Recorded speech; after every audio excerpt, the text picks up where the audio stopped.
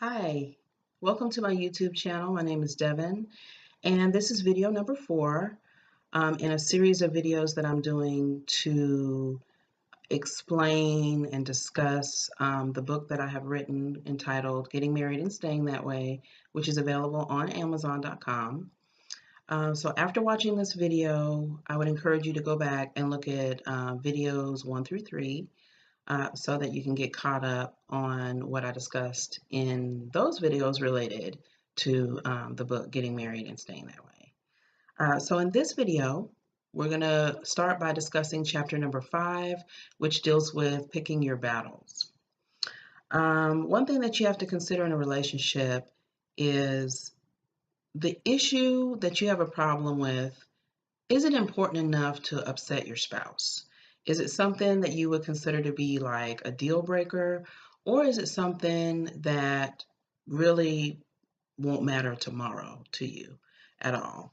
So that's something that you have to take into consideration when you decide which battles to pick. And basically, that's just what do you want to have a discussion about? And the topic that you're discussing may not be a pleasant one. So basically, when I say pick your battles, that's what I'm talking about. One thing that you have to do, well, that's good for you to do. You don't have to do it, but it's good for you to do, is you have to get to know each other much better. So you have to know, what the other person can tolerate, what they can't tolerate. For example, some people do better when you just give them the gist of the situation. Other people do better when you give them all of the details, not just the gist. And then they can come to a better conclusion about what your point of view is or looking at things from your perspective. And also, you got to take into consideration how you present the information as well. So, discussing something, maybe your spouse did something that hurt your feelings or something that you didn't appreciate. So, communicating that to them in order to get the best result, I would think it also has to do with not just what you say, but how you say it, again, which ties into the chapter, the previous chapter in chapter 4 about being mindful of what you say and how you say it. When you're picking your battles and you're discussing things with the other person, related to things that, you didn't feel too good about, you also have to keep that in mind.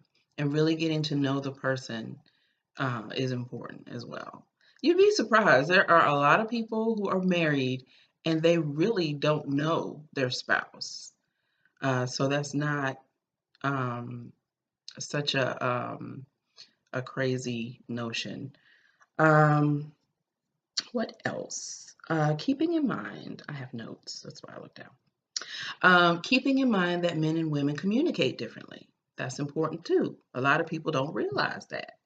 We perceive things differently, we communicate differently.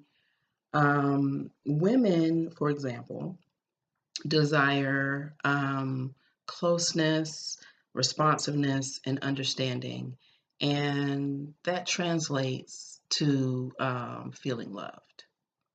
And men desire to protect, provide, and lead, and that translates to them feeling respected.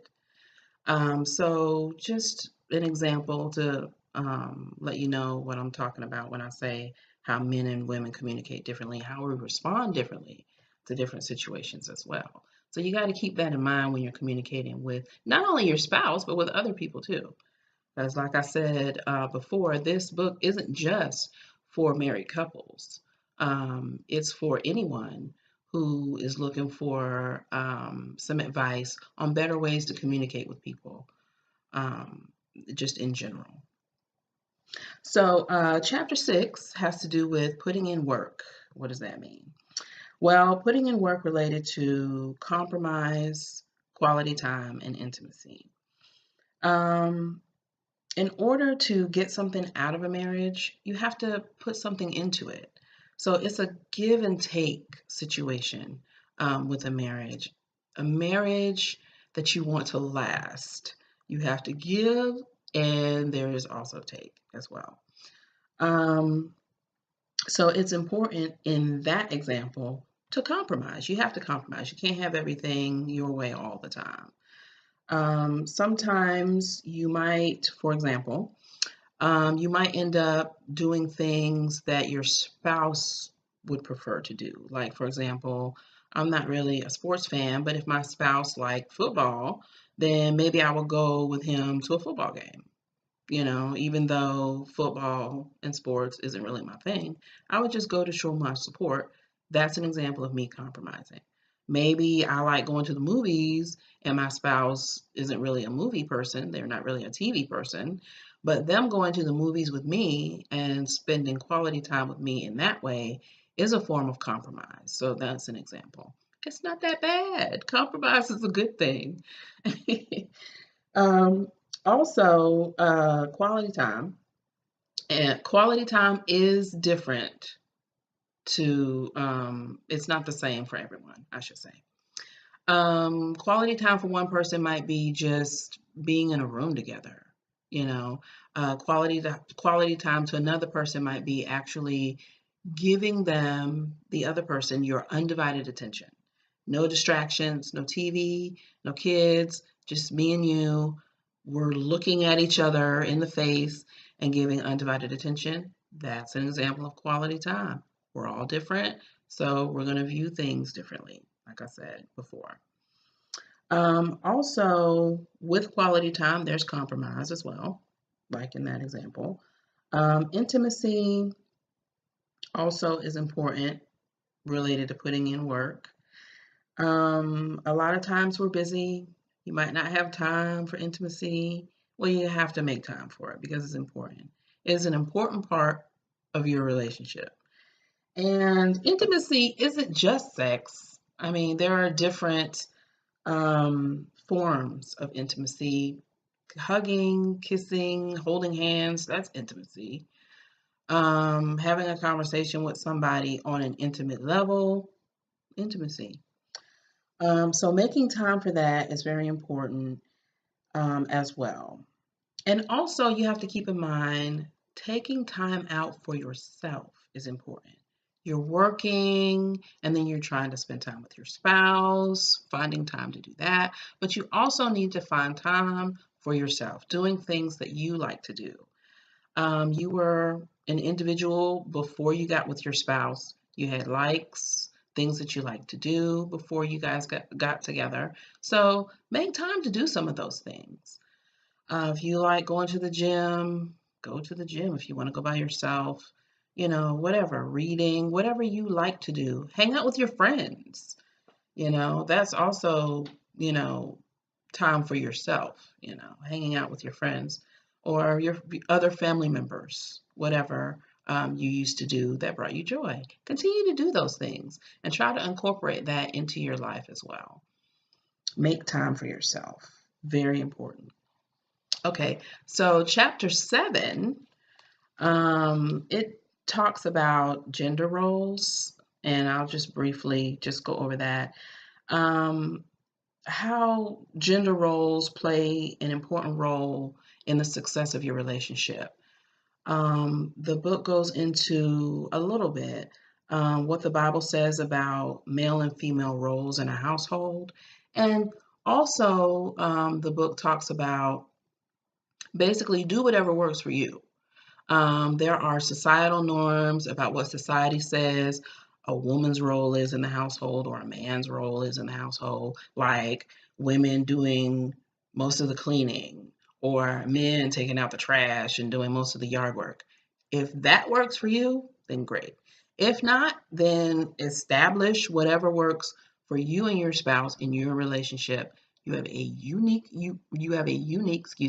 relationship. So that means that you don't have to be like your neighbors or like your parents or like your sister and her husband or your brother and his wife or whoever.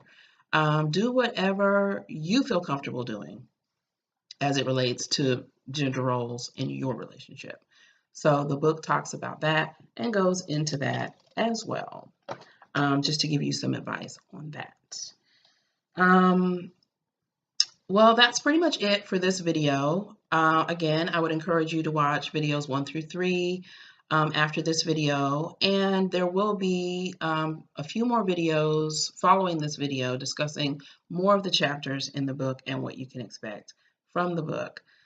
Just a little summary about the book.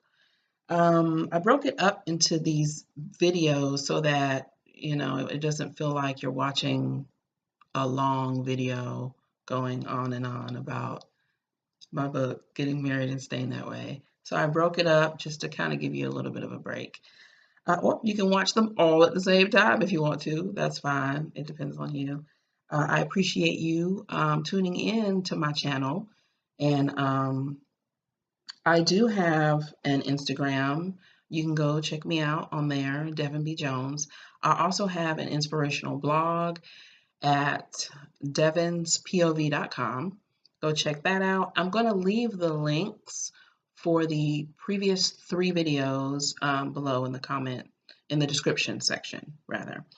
Also, subscribe, please. Thank you. I appreciate it. Share this video with other people who you think may benefit from the information in this video.